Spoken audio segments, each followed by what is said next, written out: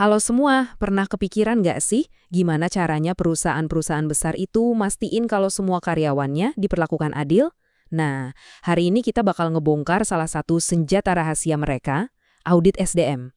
Semua ini kita bahas berdasarkan tulisan dari Desmi Avicena Medina, ya. Yuk kita mulai. Oke, kita mulai dari pertanyaan yang paling basic yang mungkin sering banget kepikiran sama kalian semua, terutama yang udah mau masuk dunia kerja. Gimana caranya sebuah perusahaan bisa yakin, seyakin-yakinnya kalau penilaian seorang manajer ke timnya itu benar-benar objektif, bukan cuma karena, oh saya suka sama dia, atau saya nggak cocok sama yang ini. Dan ini bukan cuma teori loh, ini masalah nyata. Coba kita lihat studi kasus dari PT Altura Global. Di sana, banyak banget karyawan-karyawan terbaik mereka yang punya potensi tinggi, malah pada resign. Kenapa coba? Usut punya usut, masalah utamanya yaitu tadi, jenjang karirnya nggak jelas dan sistem penilaiannya dirasa nggak adil. Ini kan rugi besar banget buat perusahaan. Nah, buat ngebongkar masalah ini, kita bakal jalanin 5 langkah pembahasan. Pertama, kenapa sih SDM itu perlu diaudit? Terus, apa sih sebenarnya audit SDM itu?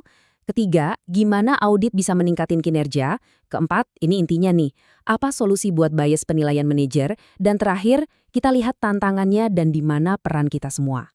Oke, kita langsung masuk ke pertanyaan pertama ya.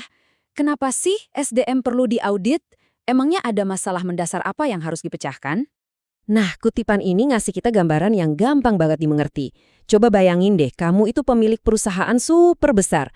Nggak mungkin kan kamu bisa ngawasin setiap manajer, setiap divisi, setiap detail kerjaan setiap hari? Mustahil. Disinilah audit itu masuk. Audit ini ibarat mata dan telinga kamu di lapangan, tugasnya buat mastiin semua aturan SDM itu nggak cuma jadi tulisan di atas kertas, tapi beneran jalan dan efektif. Oke, kita udah tahu kenapanya. Sekarang pertanyaannya, apa sih sebenarnya audit manajemen SDM itu? Definisinya emang kedengaran agak formal ya, tapi coba deh kita fokus ke 3 kata kuncinya aja. Sistematis, objektif, dan terdokumentasi. Maksudnya gini, sistematis itu artinya prosesnya terstruktur, ada langkah-langkahnya. Objektif itu berarti penilaiannya berdasarkan data, bukan perasaan atau asumsi. Dan terdokumentasi ya artinya semua temuan itu dicatat baik-baik. Jadi ini bukan sekedar ngobrol-ngobrol biasa, ini pemeriksaan yang profesional.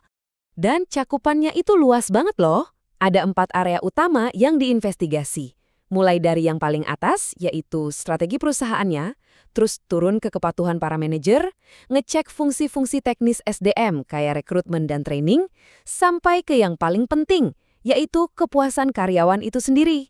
Jadi bener-bener semua aspek dicek, nggak ada yang kelewat. Oke, prosesnya udah jelas. Tapi pertanyaan paling pentingnya kan, emang ngaruh? Proses ribet ini beneran ada hasilnya nggak sih? Nah, daripada nebak-nebak, mending kita lihat aja datanya langsung. Ada sebuah studi menarik di PT Surveyor Indonesia. Dan mereka nemuin angka yang wow, gede banget. Yaitu 75,2%. 75,2% itu bukan angka sembarangan. Angka ini nunjukin kalau ada hubungan yang kuat banget antara audit SDM dengan efektivitas organisasi.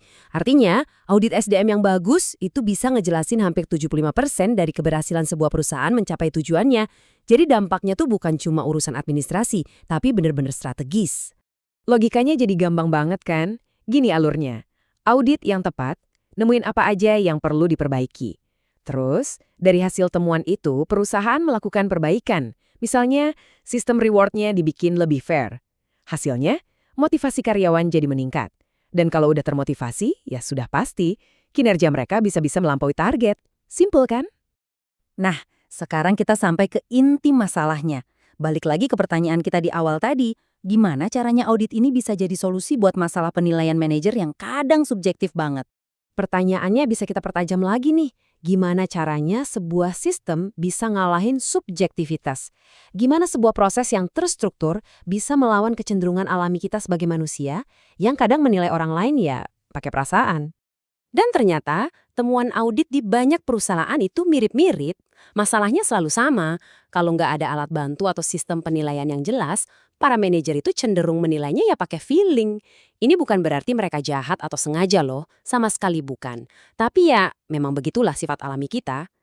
Nah, biasanya solusi dari temuan audit itu mengarah ke sini, ke perbandingan yang kontras banget ini.